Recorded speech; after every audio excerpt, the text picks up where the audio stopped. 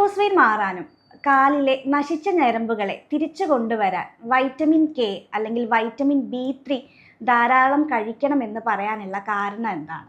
ഇതിനായിട്ട് നമ്മൾ എന്തൊക്കെ ഭക്ഷണങ്ങൾ കഴിക്കണം അല്ലെങ്കിൽ എന്തൊക്കെ ഭക്ഷണങ്ങൾ ഒഴിവാക്കണം? എന്ത് കാരണം കൊണ്ടാണ് ഈ വേരിക്കോസ് വെയിൻ വരുന്നത്? ഞാൻ doctor Irene Shibu, doctor Basil homeo hospital, Pandikkad, Malappuram ജില്ല.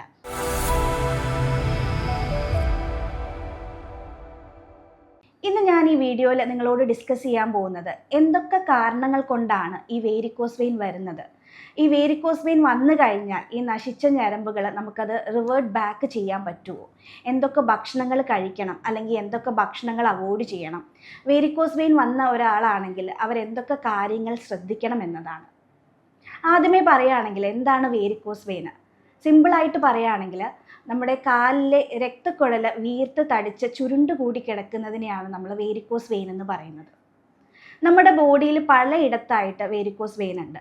കണ്ണിലുണ്ട്, ലിവറിലുണ്ട്, ഹാർട്ടിലുണ്ട്, കിഡ്നിയിലുണ്ട്, മലദ്വാരത്തിലുണ്ട്. മലദ്വാരത്തിലുള്ള വേരിക്കോസ് വെയിൻ, അതായത് വെയിൻ തടിച്ച് നിൽക്കുന്നതിനെയാണ് നമ്മൾ പൈൽസ് എന്ന് പറയുന്നത്. അതുപോലെ തന്നെ കാലുകളിലുണ്ട്, വൃഷ്ണത്തിലുണ്ട്, വേരിക്കോസ് സീൽ എന്ന് പറയും. വൃഷ്ണത്തിൽ വരുന്നതിന് നമ്മൾ വേരിക്കോസ് സീൽ എന്ന് പറയും. കാലിൽ വരുന്നതിന് നമ്മൾ വേരിക്കോസ് വെയിൻ ഓഫ് ലെഗ് എന്ന് പറയും. അപ്പം ഇപ്പോൾ കൂടുതലായിട്ടും ആൾക്കാർ വരുന്നത്, ഒ പിയിൽ വരുന്നത് വേരിക്കോസ് വെയിന്, കാലുകളിലെ വേരിക്കോസ് വെയിന് കാണിക്കാനാണ് ഒ പിയിൽ കൂടുതൽ ആൾക്കാരും വരുന്നത്.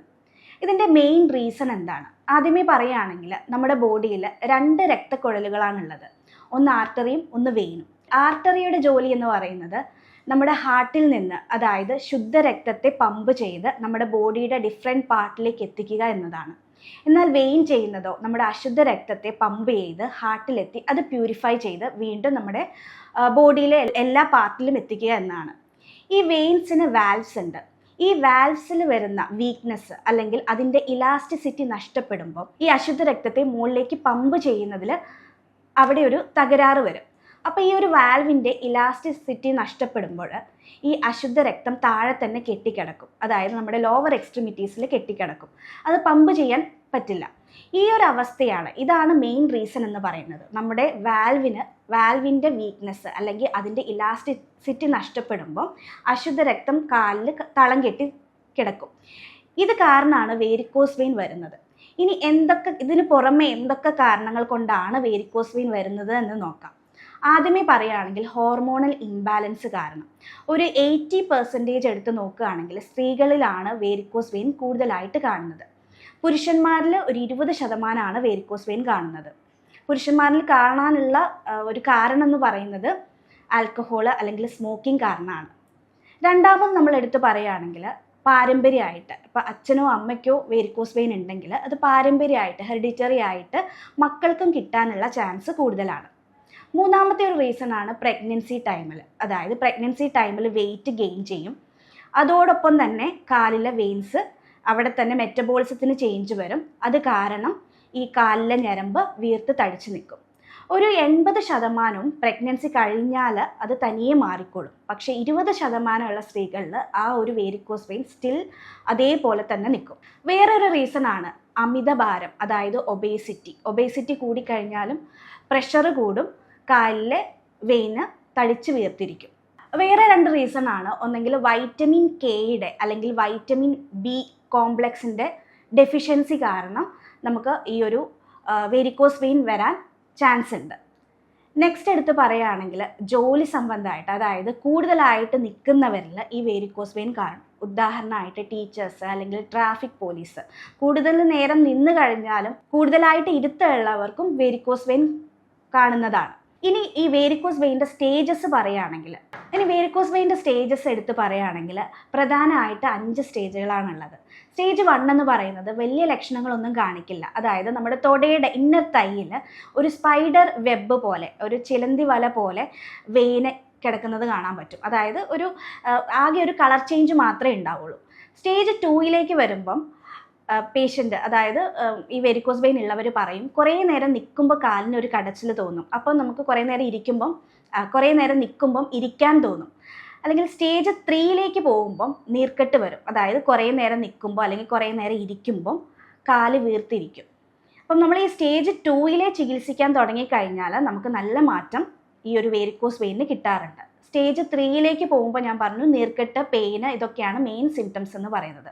സ്റ്റേജ് 4ലേക്ക് വരുമ്പോൾ അവിടെ ചൊറിച്ചിൽ അനുഭവപ്പെടും. ചൊറിച്ചിലും കൂടാതെ അവിടെ കളർ ചേഞ്ചും വരും, ഒരു പർപ്പിളിഷ് കളറായിട്ട് വരും. സ്റ്റേജ് 4 എന്ന് പറയുന്നത് ചൊറിഞ്ഞ് അവിടെ വൂണ്ട് വരും, അതായത് ചെറിയ ചെറിയ അൾസേഴ്സ് ഫോം ചെയ്യും, അതിൽ നിന്ന് രക്തം അല്ലെങ്കിൽ നീരൊലിക്കാൻ തുടങ്ങും. ഇതിനെ ഒരു സ്റ്റേജ് 4ന് നമ്മളൊരു ഒരു വെരിക്കോസ് എക്സിമിലേക്കാണ് നമ്മുടെ ആ ഒരു സ്റ്റേജ് പോകുന്നത്. സ്റ്റേജ് 5 എന്ന് പറയുന്നത് ഈ വരുന്ന, അതായത് ചൊറിഞ്ഞ് വരുന്ന വൂണ്ട് ഉണങ്ങാതെ കുറേ മാസത്തേക്ക് നീണ്ടു നിൽക്കും. അതൊരു വേരിക്കോസ് അൾസറിലേക്ക് ഫോം ചെയ്യും. ഇതാണ് വേരിക്കോസ് വെയിനിൻ്റെ 5 സ്റ്റേജുകൾ എന്ന് പറയുന്നത്. അപ്പോൾ പ്രധാനമായിട്ടും ഈ ഒരു സ്കിന്നിൽ ചൊറിച്ചിൽ അല്ലെങ്കിൽ മുറിവുകൾ, ചെറിയ മുറിവുകൾ വന്നു കഴിഞ്ഞാൽ നിങ്ങൾ ശ്രദ്ധിക്കേണ്ട ഒരു കാര്യമുണ്ട്. നിങ്ങളുടെ ഭക്ഷണത്തിൽ നിങ്ങൾ തീർച്ചയായിട്ടും ശ്രദ്ധിക്കേണ്ട ഒരു കാര്യമുണ്ട്. അത് നിങ്ങൾ ശ്രദ്ധിച്ചു കഴിഞ്ഞാൽ ഒരു പരിധി വരെ നിങ്ങളുടെ മുറിവ് പെട്ടെന്ന് ഉണങ്ങി കിട്ടും. അതായത് ഈ ഒരു ചൊറിച്ചിൽ അനുഭവപ്പെടുമ്പോൾ തന്നെ നിങ്ങൾ പ്രോട്ടീൻ കൂടുതൽ അടങ്ങിയിട്ടുള്ള ഫുഡുകൾ എടുക്കുന്നുണ്ടെങ്കിൽ അതൊന്ന് കുറയ്ക്കുക. അതായത് നമ്മുടെ കുടലിൽ നല്ല ബാക്ടീരിയ കുറവായിരിക്കും. ഈ ഒരു നല്ല ബാക്ടീരിയൻ്റെ ഡ്യൂട്ടി എന്ന് പറയുന്നത് നമ്മൾ കഴിക്കുന്ന പ്രോട്ടീൻസിനെ വിഘടിപ്പിച്ച് അത് ബോഡിയിലേക്ക് സ്റ്റോർ ചെയ്യുക എന്നുള്ളതാണ്.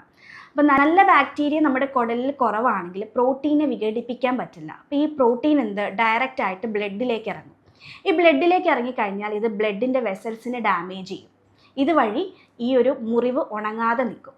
അപ്പം നിങ്ങൾ ചെയ്യേണ്ട ഒരു കാര്യമുണ്ട്, ഈ ഒരു മുറിവ് വന്നു കഴിഞ്ഞാൽ അല്ലെങ്കിൽ ചൊറിച്ചിൽ വന്നു കഴിഞ്ഞാൽ പ്രോട്ടീൻ കൂടുതലുള്ള ഫുഡ്, അതായത് തൈര്, മിൽക്ക്, ഉഴുന്ന്, കടല, പരിപ്പ്, പയർ, ഇതൊക്കെ അവോയ്ഡ് ചെയ്യാം.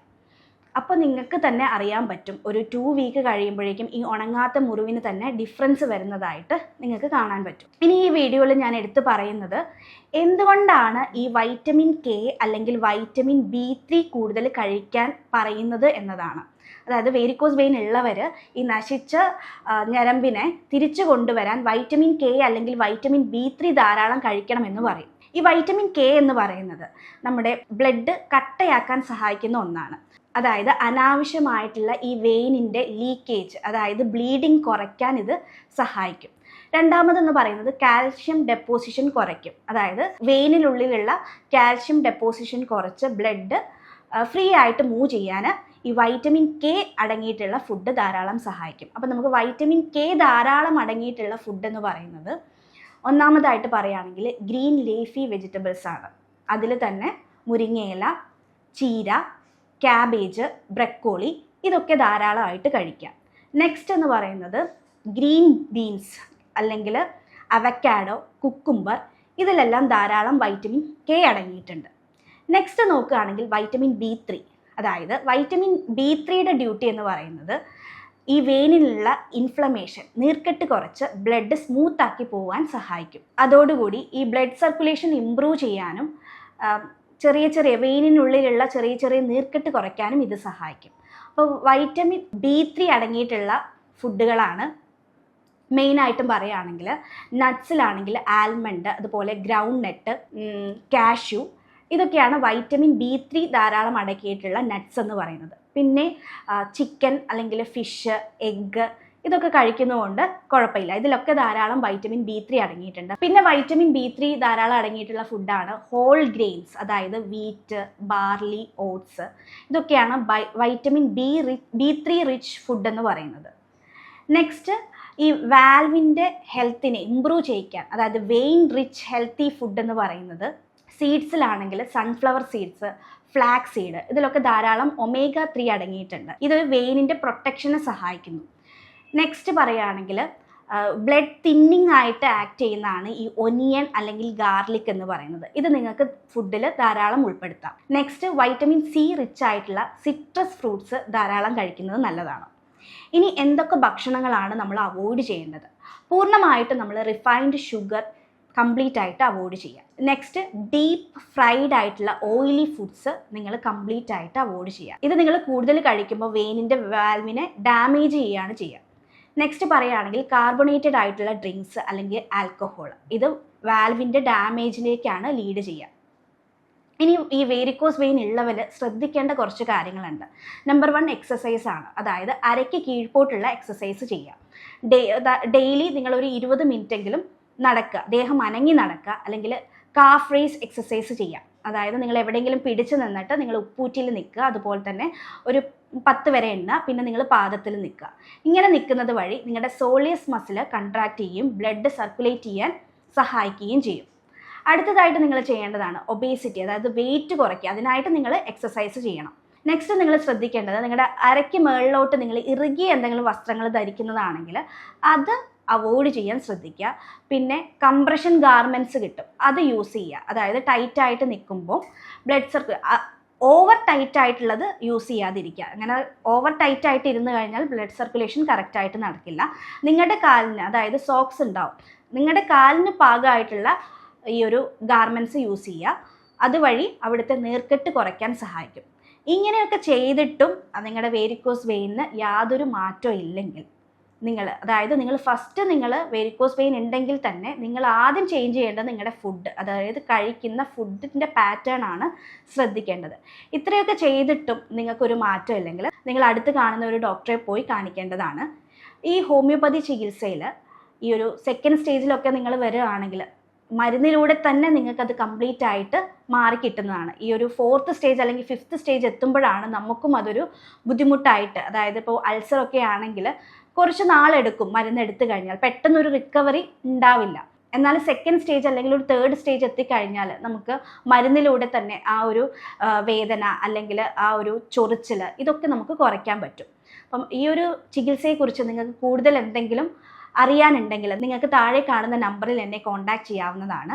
നമ്മുടെ ഈ ഹോമിയോപ്പതി ചികിത്സയിൽ ഒരു രോഗിയുടെ ശാരീരികവും മാനസികവുമായിട്ടുള്ള എല്ലാ പ്രത്യേകതകളും കണക്കിലെടുത്ത് രോഗകാരണങ്ങളെല്ലാം കൃത്യമായി മനസ്സിലാക്കിയാണ് ഇവിടെ ചികിത്സ നടത്തുന്നത്.